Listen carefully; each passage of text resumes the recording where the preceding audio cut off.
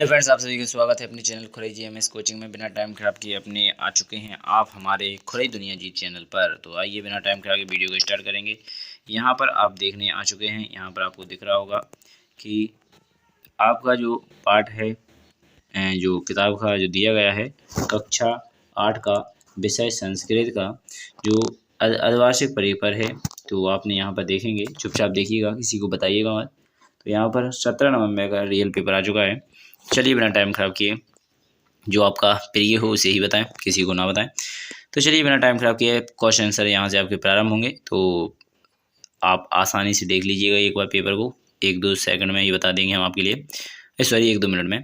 तो यहाँ पर पहला क्वेश्चन आपसे पूछा गया है सूर्योदय, तो यहाँ पर कौन सी संधि है, तो यहाँ पर रहेगा गुण स्वर संधि, इसका राइट आंसर हो जाएगा। इसके बाद क्वेश्चन नंबर दूसरा देखेंगे, तो यहाँ पर अधो लिखतेसु अभ्यम नासित, तो यहाँ पर बाला इसका राइट आंसर हो जाता है।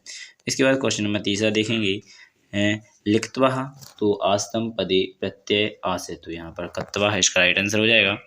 तो यहाँ पर आपने क्वेश्चन 3 कंप्लीट कर लिए हैं, एक एक नंबर के। तो चलिए क्वेश्चन नंबर 4 पर देखते हैं। तो क्वेश्चन नंबर 4 में यहाँ पर प्राचार्य आश्रित पदे उपसर्ग पूछा गया है प्राचार्य में। तो यहाँ पर प्र यानी बी ऑप्शन नंबर पर जो दिया गया है वो ही आपका राइट आंसर हो जाएगा। क्वेश्चन नंबर 5 देखेंगे, 16 इत्य संस्कृत, यानी 16 जो संख्या है इसे संस्कृत में लिखिए। तो 16 इस प्रकार लिखा जाता है, तो आपको ऑप्शन नंबर ए में राइट आंसर हो जाएगा। इसके बाद क्वेश्चन नंबर 6 देखेंगे, तो क्वेश्चन नंबर 6 में आपसे पूछा जाएगा, तो यहाँ पर आप देखेंगे संप्रदान प्रदान कारके विभक्ति विभक्ता आश्रित, तो इस प्रकार इसका चतुरा है इसका राइट आंसर हो जाएगा, चतुर्थी।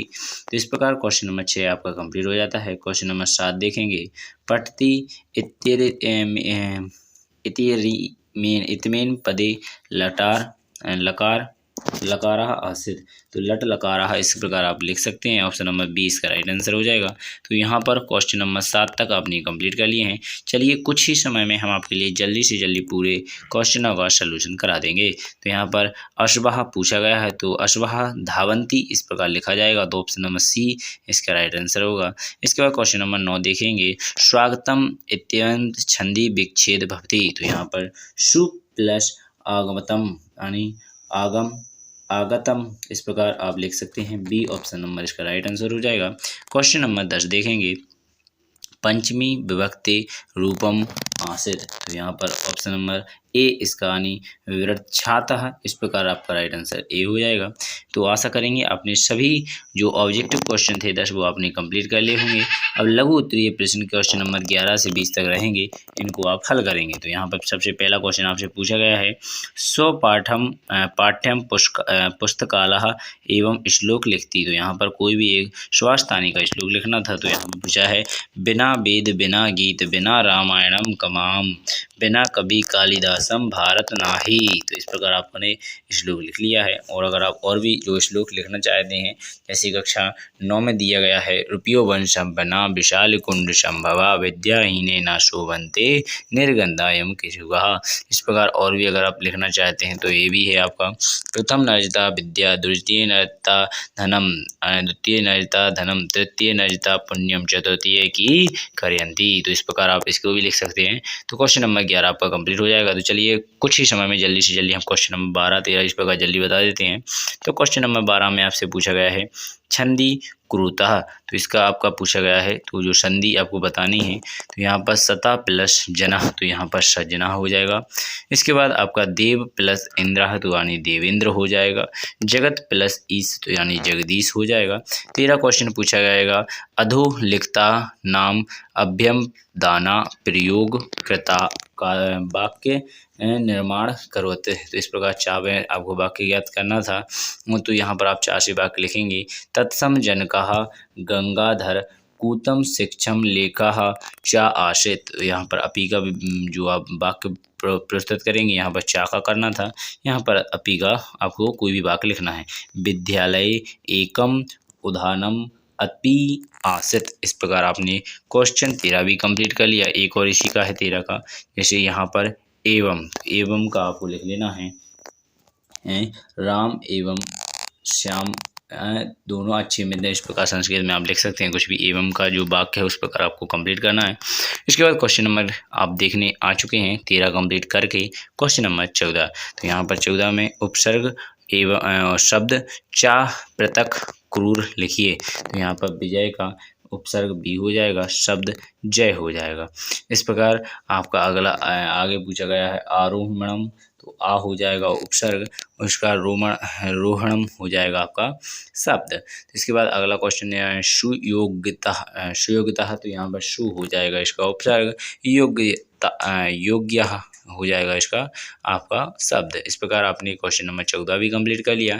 क्वेश्चन नंबर 15 देखेंगे अधोलिखितम संस्कृत संख्यायाम आहाम, ठीक है, क्रमानुसारेण लिखत। इस प्रकार तो यहाँ पर आपको जो दिए गए हैं ये आपके संस्कृत में दिए गए हैं, यहाँ पर संख्या लिखनी है, तो यहाँ पर आरोही क्रम में लिखनी है।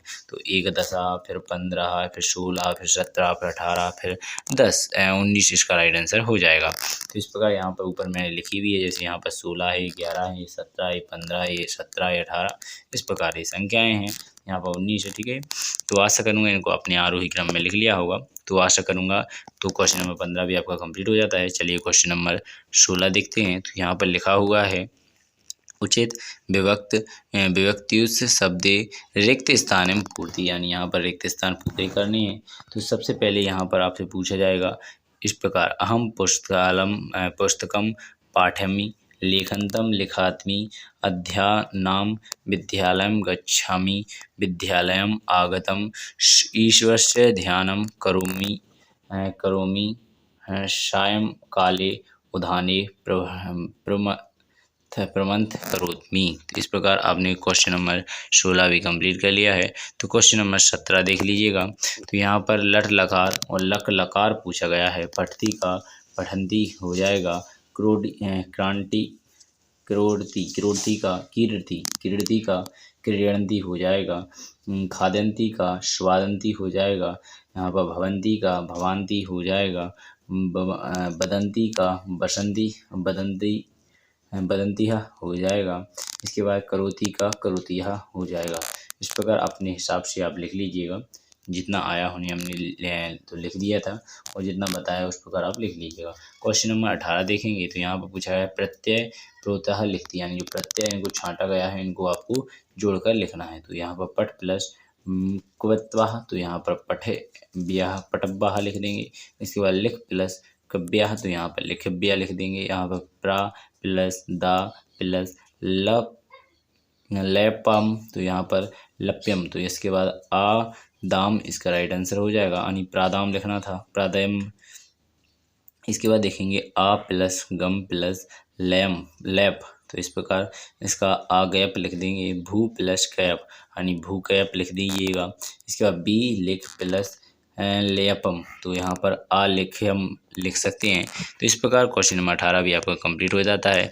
बिना टाइम खराब किए इनमें से कोई भी आपको कर लेना था। तो इस प्रकार आपने क्वेश्चन नंबर 18 भी कंप्लीट कर लिया। चलिए बिना टाइम खराब किए इसका अगला क्वेश्चन नंबर 19 देखेंगे। तो यहाँ पर क्वेश्चन नंबर 19 में आपसे पूछा गया है आपको इसमें से इन तीनों क्वेश्चनों को छांटना है। तो सबसे पहला क्वेश्चन आपसे पूछा गया है लोकमान्य तिलक कहा आश्रित, तो यहाँ पर लोकमान्य तिलक गंगाधर तिलक महान देशभक्त आश्रित, तो पहला क्वेश्चन यहाँ पर लिखा हुआ है, आप यहाँ से लिख सकते हैं। क्वेश्चन नंबर दूसरा देखेंगे।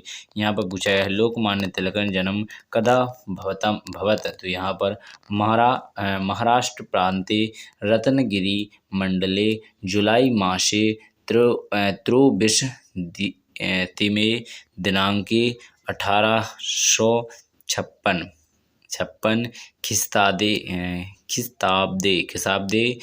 तस्तम जन्म आवत, यानी इस तरह आपका यहाँ पर लिख दिया गया है। तो इस प्रकार लिख लीजिएगा।